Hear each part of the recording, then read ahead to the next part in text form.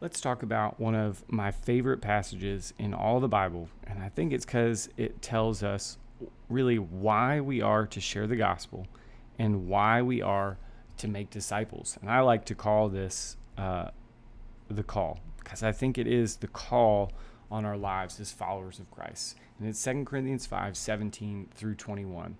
And it starts off in verse 17.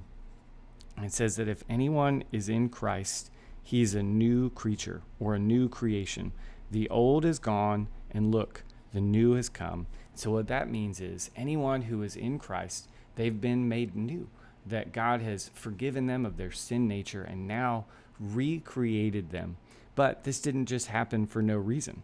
Verse 21, it says that God made him who knew no sin to be sin for us, so that in him we might become the righteousness of God.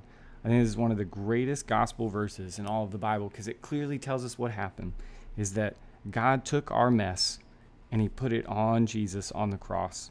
And Jesus died to pay the penalty so that we could then receive his righteousness. Some people call this the great exchange, that we get his best and he took our mess. That's what it says in verse 21. But again, this didn't just happen for no reason. Verses 18 through 20 tell us some very important things.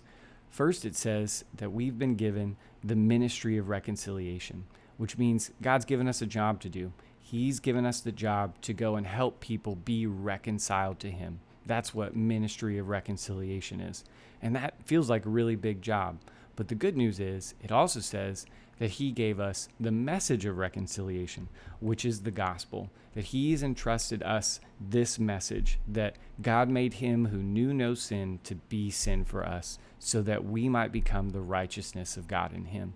So we've been given this message to go and tell people, to help them be reconciled to God, because it says also that now we are his ambassadors, is that we are now sent into the world to represent him.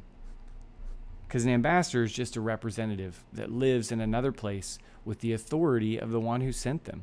And that's who we are. We are Christ's ambassadors in the world around us, given the good news to go and to tell people that there is hope found only in Jesus.